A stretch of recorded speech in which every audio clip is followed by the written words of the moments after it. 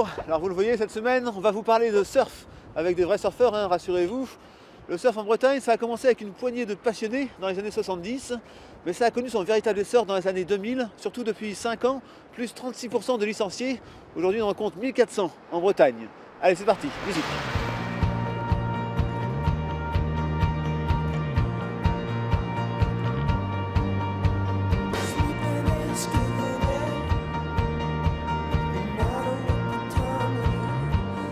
La Bretagne a mis le temps avant d'accueillir ses surfeurs. Terre de marins, elle avait du mal à concevoir qu'on puisse s'amuser avec cette houle qui a emporté tant des siens.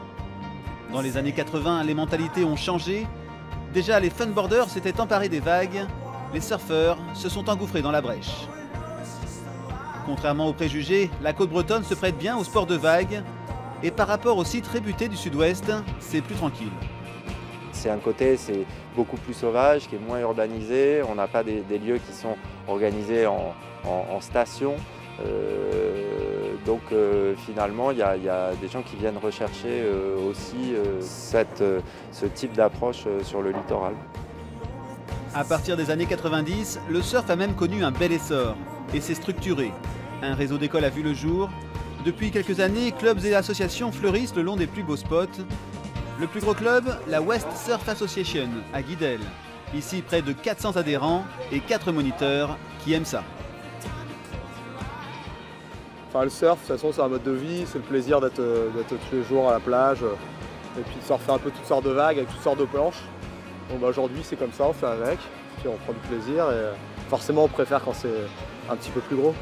Le fait que c'est une côte très découpée avec des orientations de plage vraiment diverses, qui permet d'avoir des vagues de qualité en fonction de vent, des houles. On arrive toujours à trouver le bon spot pour s'orienter au mieux par rapport au vent et à la houle. Aujourd'hui, les combinaisons permettent de surfer toute l'année.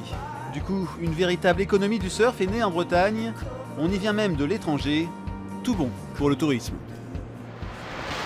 Alors on imagine toujours les surfeurs jeunes, blonds, bronzés, vivant dans leur camion d'amour et de bière fraîche. C'est pas faux, même ici en Bretagne, on va tout de suite partager la vie de quelques Belges.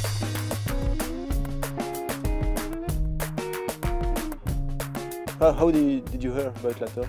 I heard about it because it's a windsurf spot and a surf spot. So I do the boat and I was like, yeah, let's go check it out. Is it quite famous in Belgium? More and more, I think, because there are more and more surfers coming and yeah. So tell us about not only surf but your way of life. Planning to go do a little bit work over here, then going to maybe Les Landes, a little bit further in France, and maybe go to Portugal. That's the plan, go to Portugal, because I really like the place over there, the south, and yeah. Like that costs a lot of money, so how do you afford this? It costs a lot of money. What costs money is going to the places and go search the swells. So gasoline, that's that's the most expensive part of the trip, I think. Yeah, for sure. Yeah. How long is going to last your journey? My journey? I don't know. I just started, so I don't know when it's gonna be ending. I don't know, or where. Having fun, just enjoying nature. That's one of the aspects I really like. You have surf over there, you have the fields, so people around. It's really amazing. Yeah? Enjoying the nature. And do you make a lot of friends here in La Torche? You make quick friends, yeah. Even in the water, or just on the place we live here. Really cool people coming from everywhere. It's really nice. Thank you very much. Alors aujourd'hui, il existe une véritable communauté du surf en Bretagne, mais ça n'a pas toujours été le cas. Dans les années 70, certains essayaient de prendre la vague autrement, avec un kayak.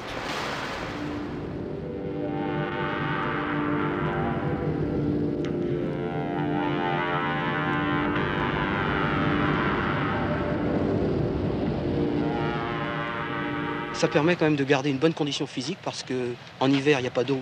En Bretagne, il n'y a pas d'eau sur les rivières. Ah, ça nous permet de faire du bateau continuellement, toute l'année, parce qu'en général, il y a des vagues à peu près toute l'année sur les côtes. Et de conserver une certaine forme physique? Ah, certainement, oui, parce que c'est très dur de remonter et ça fait énormément de bien.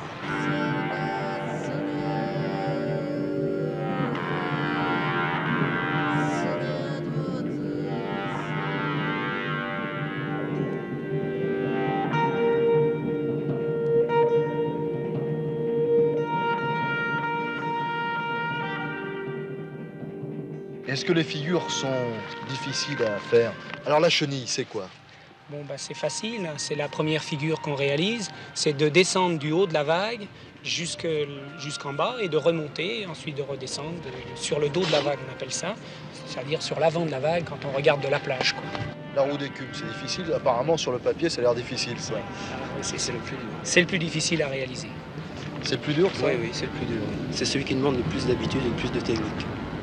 Qu'est-ce qui est difficile, là? C'est un problème d'équilibre. C'est un moment à choisir. Il n'y a qu'un moment où on peut le faire. C'est le moment où on tombe dans le trou. On a le maximum de vitesse. Il faut le sentir. Si on ne le sent pas, on rate. Soit qu'on se plante sur l'avant ou sur l'arrière.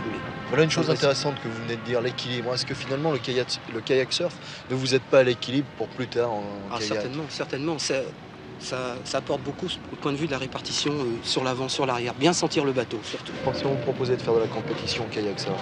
Ah non, moi je ne serais pas d'accord. Parce que justement, l'intérêt du kayak surf, c'est vraiment, on le fait pour le plaisir.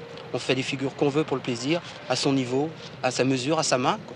Et puis, faire une compétition, ça n'apporterait pas grand-chose, je ne crois pas.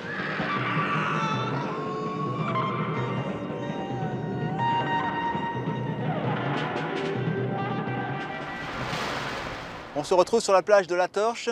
Ici, certains surfeurs raident jusqu'au début de la nuit. C'est une tradition. Ils ne se lassent jamais, d'ailleurs nous non plus. Revoyez toutes nos images sur bretagne.france3.fr.